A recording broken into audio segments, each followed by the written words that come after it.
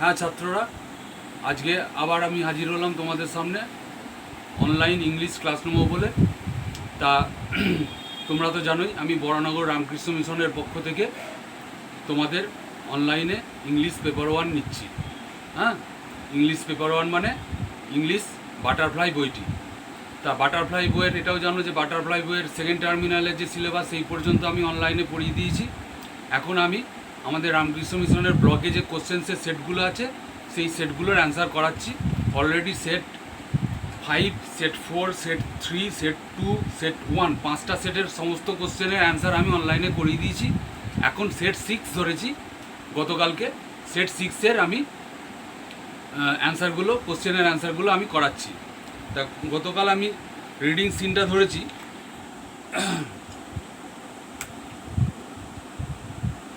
গতকাল আমি রিডিং সিনটা ধরেছি। রিডিং সিনের আমি 1 and 2টা করিয়ে দিয়েছি। ঠিক আছে, 1-এ ছিল এমসিকিউ আর 2-তে হচ্ছে শর্ট অ্যান্সার টাইপ কোশ্চেন। ঠিক আছে, 1 নম্বরে 3টে কোশ্চেন ছিল, 1 আর 2 এর অ্যান্সার করিয়ে দিয়েছি। আজকে আমি রিডিং সিনের 3 থেকে ধরবো। ঠিক আছে, এই হচ্ছে আমাদের লেসন প্ল্যান। এবার চলো আমার সঙ্গে একটুখানি ঈশ্বর স্মরণ করে নাও। ঠিক আছে, আমার সঙ্গে সঙ্গে করবে। হ্যাঁ, জয় মা ভবতারিণী মা, জয় শ্রী জগন্নাথ দেব, জয় শ্রী বলরাম, জয় শ্রী সুভদ্রা মা, জয় শ্রী শ্রী শ্রী ভগবান রামকৃষ্ণ পরমহংসদেব, জয় শ্রী শ্রী মা সারদা মা, জয় শ্রী শ্রী স্বামী বিবেকানন্দ। আশা করি তোমরা আমার সঙ্গে সঙ্গে ঈশ্বরের কাছে নমস্কার করলে। এবার চলো ক্লাসে ঢোকা যাক। এই যে কোশ্চেন সেট 6 একটু বড় করি। গতকালকে আমি এটা সেকেন্ড টার্মিনালের 2019-এর সেকেন্ড টার্মিনাল এক্সামিনেশনের কোশ্চেন ইংলিশ পেপার 1 ক্লাস 5 সিনটা ধরেছি। সিনের 1 করিয়েছি, 2 করিয়েছি, 3 থেকে করব। 3তে দেখো 2 নম্বরের 2টো কোশ্চেন আছে। 3-এর 1-এ কী বলেছে? আচ্ছা, 3টা কী বলেছে দেখি। Answer the following questions in about 25 ওয়ার্ডস। 25টা শব্দের মধ্যে কাছাকাছি হলেও হবে এই নিচের প্রশ্নগুলোর উত্তর দিতে হবে। 3-এর 1টা বলেছে what is a musica drawing. Musica হবে না, ওটা মিউজিক হবে। What is music drawing. এই কোশ্চেনটা আগে আমি হোয়াট ওয়াজ দিয়েছিল, কোনো জায়গায় দিয়েছিল হয়তো, যা হোক আগে 2বার লিখিয়েছি আমি। একবার টেক্সট পড়ানোর সময় আর একবার আমি এই সেটের কোশ্চেনেই লিখিয়েছি, আর একবার এসছে। তা দুবার 2 রকম লিখিয়েছিলাম। তা টেক্সটে এটা যেহেতু 2 নম্বর আছে সেই জন্য একটু প্রথমবার যেটা লিখিয়েছিলাম সেটাই আমি আবার লেখাবো।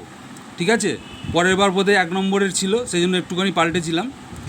এবার 2 নম্বরের আছে সেই জন্য একটু বড় করে লিখতে হবে। ঠিক আছে, চলো আমি অ্যান্সারটা করিয়ে দিচ্ছি। 3-এর 1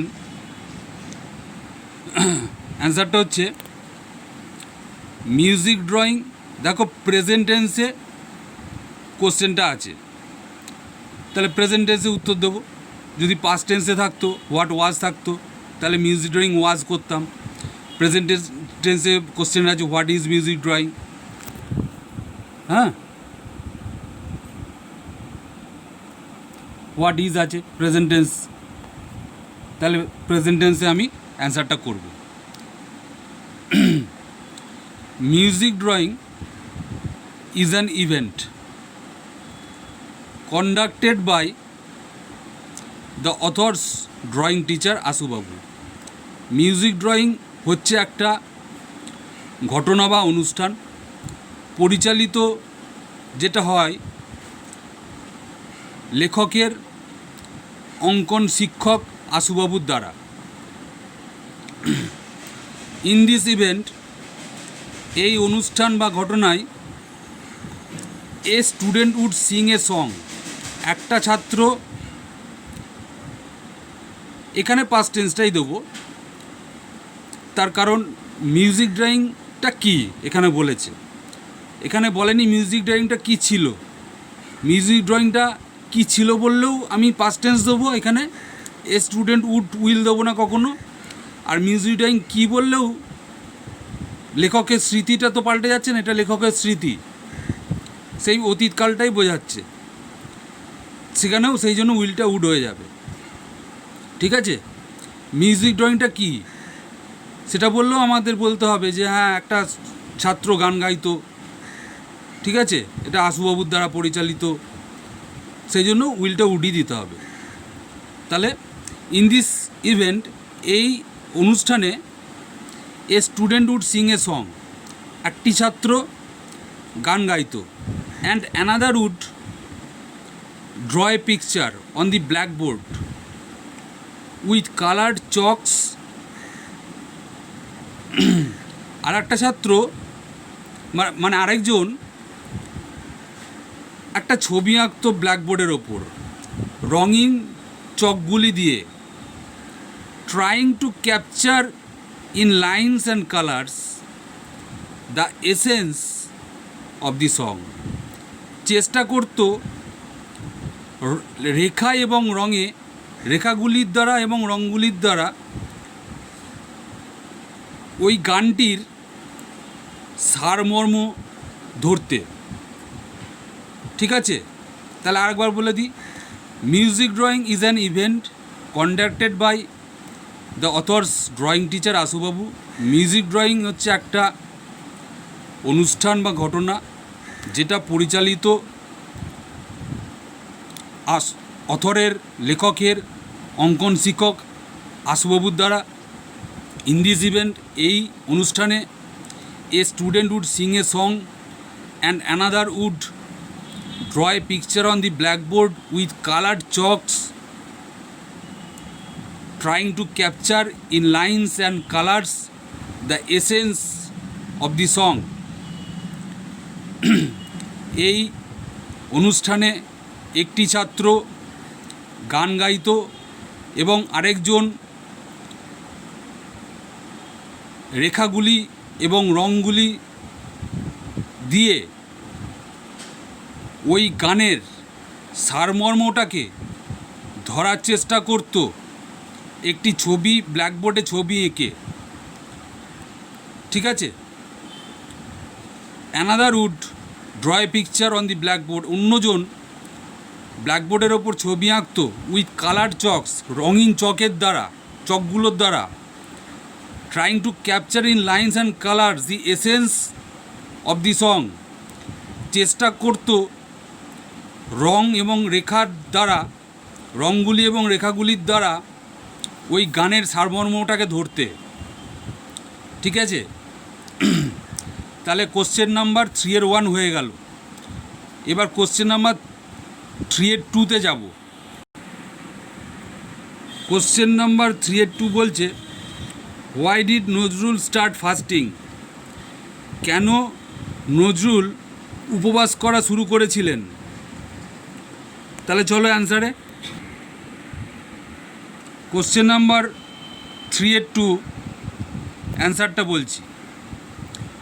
Nazrul started fasting two protest against the torture of the British. Nazrul উপবাস করা শুরু করেছিলেন ব্রিটিশদের অত্যাচারের বিরুদ্ধে প্রতিবাদ করতে, টু প্রোটেস্ট, প্রতিবাদ করতে। Nazrul started fasting two protest, Nazrul উপবাস শুরু করেছিলেন প্রতিবাদ করতে।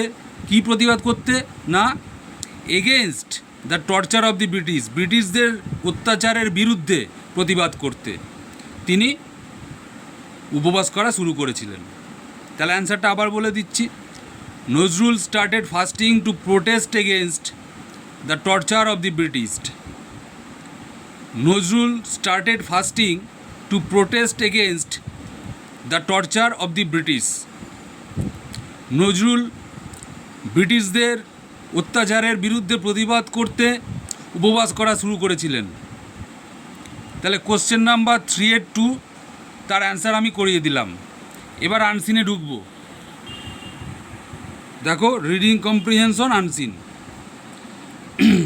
Question number 4, read the following passage. নিচের রচনাংশটি পড়ো and answer the questions given below, এবং তারপরে যে প্রশ্নগুলো আছে তার উত্তর দাও। তাহলে চলো আমরা প্যাসেজটা পড়ি। Kabir was born about 500 years ago in Varanasi. Kabir জন্মেছিলেন প্রায় 500 বছর আগে বারাণসীতে। হি ওয়াজ এ মুসলিম উইভার। তিনি ছিলেন একজন মুসলিম বয়নশিল্পী। বয়নশিল্পী মানে যে বনে আর কি, কিছু একটা বনে, কাপড় বনে বা তাঁত বনে এরকম। তো অ্যাকচুয়াল পরিষ্কার করে লেখা নেই যে তিনি কী বুনতেন, যাই হোক বয়নশিল্পী। হিজ টিচার ওয়াজ রামানন্দা স্বামী। তার শিক্ষক ছিলেন Ramananda Swami. Kabir grew up to be a wise man. Kabir বড় হয়ে উঠেছিলেন একজন জ্ঞানী মানুষ হওয়ার জন্য। টু বি হতে মানে হওয়ার জন্য আর কি। কবির গ্রিউ আপ, কবির বড় হয়ে উঠেছিলেন two be a wise man, একজন জ্ঞানী ব্যক্তি হতে বা একদম জ্ঞানী ব্যক্তি হওয়ার জন্য। He learned both Sanskrit and Persian. তিনি শিখেছিলেন উভয় সংস্কৃত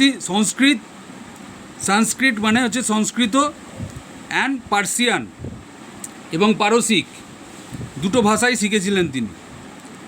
হি wrote many songs and poems in Hindi. তিনি হিন্দিতে অনেক গান এবং কবিতা লিখেছিলেন। দ্য বেঙ্গলি পোয়েট, বাঙালি কবি, পরের নেক্সট পেজে আছে, চলো যাই।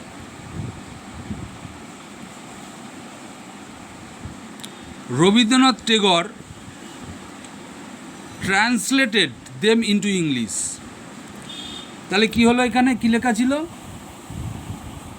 The Bengali poet. রবীন্দ্রনাথ টেগর, বাঙালি কবি রবীন্দ্রনাথ ঠাকুর সেই গান এবং কবিতাগুলিকে অনুবাদ করেছিলেন ইংরাজিতে। ঠিক আছে, কবিরের লেখা এই যে লিখেছিলেন, লেখা আছে he wrote many songs and poems in Hindi. হিন্দিতে কবির অনেক গান এবং কবিতা লিখেছিলেন। সেই গান এবং কবিতাগুলিকে রবীন্দ্রনাথ ঠাকুর ইংরাজিতে অনুবাদ করেছিলেন। He taught us an important lesson. He taught us an important lesson. তিনি শিখিয়েছিলেন আমাদেরকে একটা গুরুত্বপূর্ণ শিক্ষা। লেসন মানে পাঠ বা শিক্ষা, গুরুত্বপূর্ণ শিক্ষা। দ্যাট, যে god loves all men equally. ঈশ্বর সমস্ত মানুষকে সমানরূপে ভালোবাসেন। এটা তিনি তার গান এবং কবিতার মধ্যে দিয়ে শিখিয়েছিলেন আমাদেরকে, মানে মানুষকে, যে ঈশ্বর সমস্ত মানুষকে সমানরূপে বা সমানভাবে ভালোবাসেন। He taught us an important lesson that God loves all men equally. ঈশ্বর যে সমস্ত মানুষকে সমানরূপে ভালোবাসেন, সেই গুরুত্বপূর্ণ শিক্ষাটা তিনি আমাদের শিখিয়েছিলেন। ইভেন টুডে, এমনকি আজও, দেয়ার আর মেনি ফলোয়ার্স অফ কবির। কবিরের প্রচুর শিষ্য আছে বা অনুসরণকারী আছেন।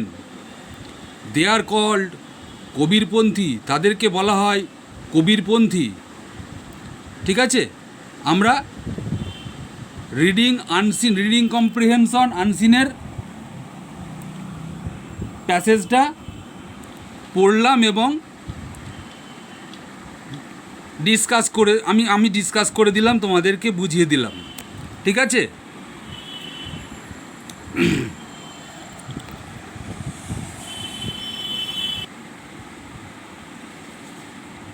হ্যাঁ, খাতা পেন তো আগেই বের করেছো। এবার আনসিন যে প্যাসেজটা আমি আলোচনা করলাম তার ভোকাবুলারিটা, মানে শব্দগুলি বা শব্দের মিনিংগুলি আমি দিচ্ছি, লেখো। এগো, এজিও, এগো অতীতে বা পূর্বে, অ্যাডভার্ব। উইভার, WEAVER, উইভার মানে বয়নশিল্পী। গ্রো আপ, বড় হয়ে ওঠা, GROW, grow, UP up, space দিয়ে আপ। পাস্ট কী হবে? Grew up. ঠিক আছে? ওয়াইজ, WISE, ওয়াইজ মানে জ্ঞানী।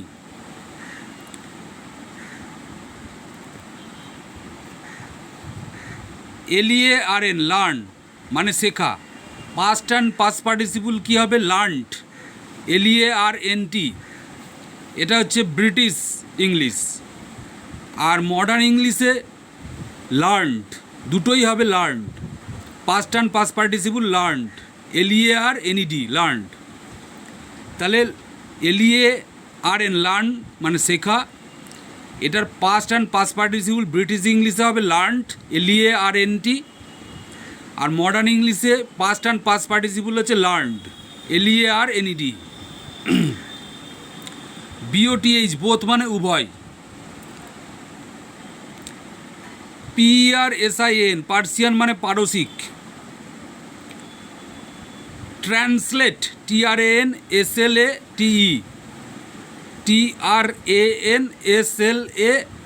ট্রান্সলেট মানে অনুবাদ করা। পাস্ট অ্যান্ড পাস্ট পার্টিসিপল হচ্ছে translated, TRANSLATED, translated. Lesson, LESSON, lesson মানে পাঠ বা শিক্ষা। ইকুয়ালি, EQUALLY, ইকুয়ালি মানে সমান রূপে বা সমানভাবে। TEACH, টিচ মানে শেখানো। পাস্ট অ্যান্ড পাস্ট পার্টিসিপল হচ্ছে টট, TAUGHT। ফলোয়ার, FOLLOWER, ফলোয়ার মানে শিষ্য বা অনুসরণকারী। FOLLOWER, ফলোয়ার মানে শিষ্য বা অনুসরণকারী। তাহলে আমি রিডিং আনসিন প্যাসেজের ভোকাবুলারিটাও দিয়ে দিলাম।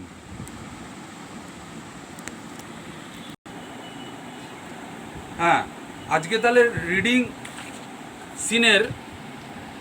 সিনের কোশ্চেন নাম্বার 3 এর 2 নম্বরের কোশ্চেনের অ্যান্সার লিখিয়ে দিলাম।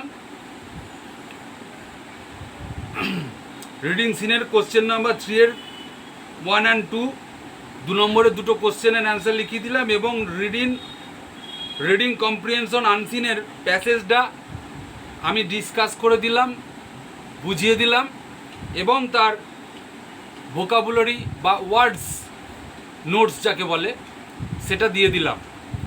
আজকে আর কোশ্চেনে গেলাম না। নেক্সট দিন মানে নেক্সট মন্ডে আমরা আনসিনের কোশ্চেন অ্যান্সারে যাব।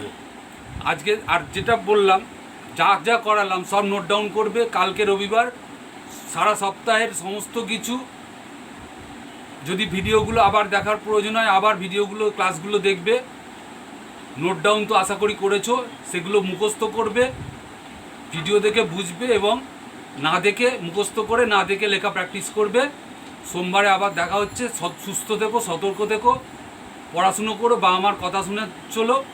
আবার একটুখানি যদি কারোর কিছু, কেউ আঁকতে ভালোবাসো, কেউ গান করতে ভালোবাসো, সেগুলোও করো। কাল রবিবার আছে, কিন্তু পড়াশুনোটা মন দিয়ে করো।